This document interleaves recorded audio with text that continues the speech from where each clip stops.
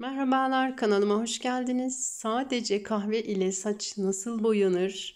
Onu anlatmak istiyorum. Benim sürekli yaptığım bir şey bu. Özellikle saçlarımı kahverengiye boyadığım zaman bu yöntemi çok kullanıyorum. Bakın burada çeşitli kahveler var. Filtre kahve, Türk kahvesi, çekirdek kahve bile olur. Kendiniz değirmende çekebilirsiniz. İçilebilir her türlü kahveyi bu yöntemde kullanabilirsiniz. Sadece kahve kullanacağım ben.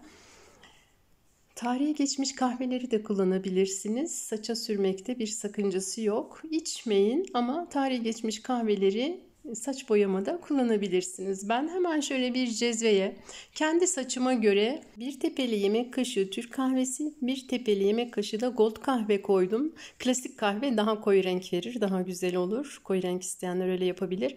Şöyle bir 10-15 tane de karanfil atıyorum içerisine ve hemen üzerine yarım litre su ekliyorum. Bu cezvem benim yarım litre alıyor. Daha fazla da yapabilirsiniz. Saçınıza ne kadar sürmek istediğinizle ilgili malzeme oranları. Şimdi bunu ocağa alacağım. Kaynamasını bekleyeceğim. Kaynadıktan sonra bir 10 dakika kadar kaynatacağım. Sadece kahve ile saç boyamak çok güzel. Gerçekten çok da pratik. Zamanım yok diyenler ve saçına bakım yapmak isteyenler için harika olur. Ama kesinlikle beyaz saçı İlk uygulamalarda kapatmaz. Beyaz saçı kapatabilmesi için sadece kahve ile, sadece çay ile ya da sadece bitki suları ile saç boyamak isterseniz yıllar sürebilir. Doğal saç boyamayı, doğal saç bakımlarını bir seferlik değil de bir yaşam biçimi olarak düşünerek hayatınızın içinde ona yer verip rutin nasıl saçınızı yıkıyorsanız sadece kahve ile de saç boyarken öyle sürekli yapacaksınız bu işlemi. Yani hayatınızın bir parçası, bir yaşam tarzınız olursa o zaman saç beyazlarınızı kapatabilir. Ama dediğim gibi yıllar sürer. Ve eğer saçınızda beyazlar yoksa özellikle 30-40 yaşlarından sonra saçınızda beyaz yoksa bile saç renginize uygunsa kahveyle boyama yaparsanız ya da çay ile ya da ceviz kabuğu ile hangi renk size uygunsa hepsiyle aynı bu yöntemle yapabilirsiniz ve saç beyazlamanızı kesinlikle geciktirirsiniz. Önemli olan saçınızda beyaz başlamadan ya da tek tük beyazları gördüğünüzde hemen önlem almanız, doğal yöntemleri tercih etmeniz ve beyazlamayı durdurmanız gerekir. Şöyle ben güzelce kaynattım. Kapağını da kapattım. Soğudu. Yani ılık düzeyde. Çünkü hemen şimdi gidip saçlarıma uygulayacağım bunu. Şöyle kolay doldurabilmek için bir demliğe koyuyorum. Böyle evdeki eski demlik, cezve, tencere gibi şeyleri saç boyamada, saç bakımlarımda kullanıyorum. Bu da öyle bir demliğim benim. Şöyle süzüyorum. Hem karanfillerini alayım hem de dibinin tortusunu biraz almak istiyorum.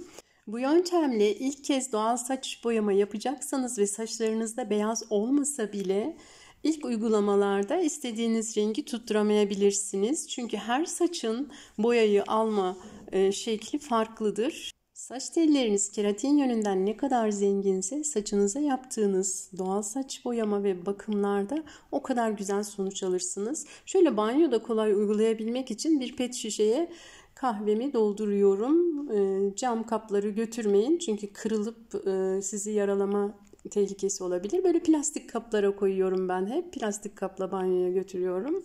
Saçlarınızın doğal saç boyasını ve doğal saç bakımlarını iyi alabilmesi için benim saç için beslenme videomu mutlaka izleyin ve keratin yönünden zengin gıdaları hayatınıza almaya çalışın. Haftada 2 kez saç çıkıyorsanız haftada 2 kez de bu şekilde kahveyle banyoda saçınızı boyayabilirsiniz. Onu anlatacağım şimdi size.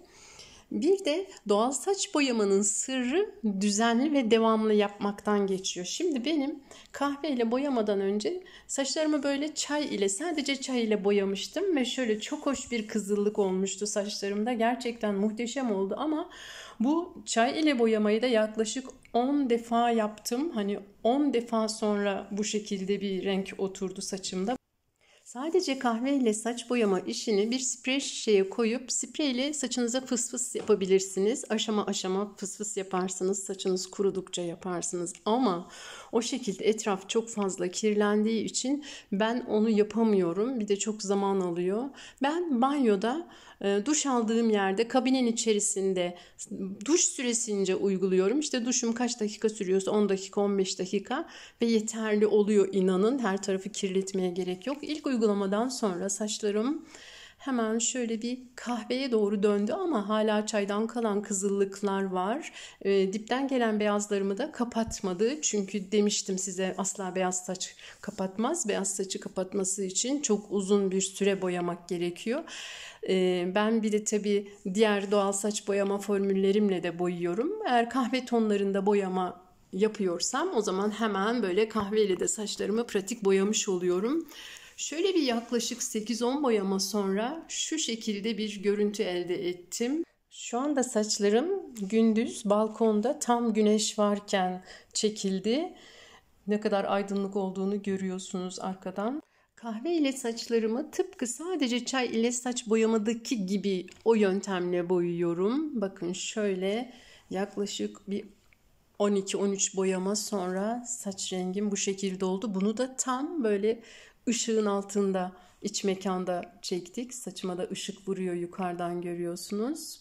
Gerçekten çok hoş bir kahverengi rengi elde etmiş oldum. Saçımı sadece kahve ile pratik ve etrafı kirletmeden şu şekilde boyuyorum. Duşa girdiğim zaman önce saçlarımı bu ılık kahveli su ile ıslatıyorum. Tepeden uca kadar.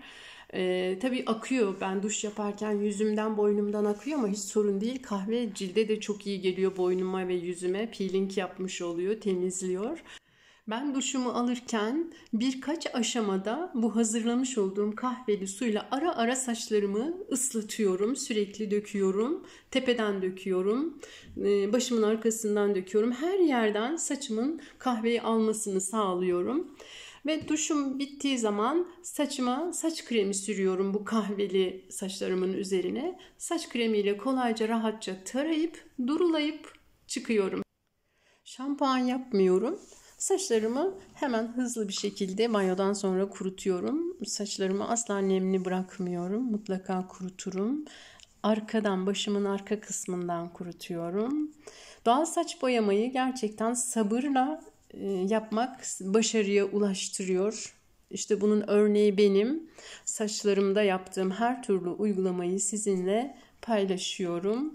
Benim doğal saç boyama videolarım sarı saçlar için uygun değil. Çünkü saç rengini değiştirir.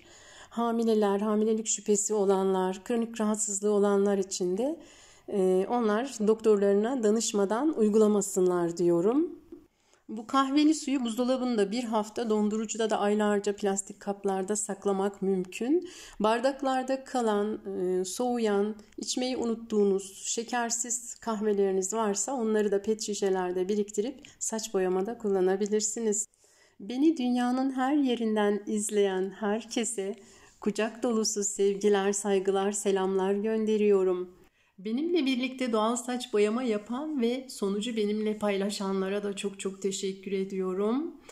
Hiç doğal saç boyama yapmadan videolarımı izleyerek bana destek veren herkese de çok çok teşekkür ediyorum.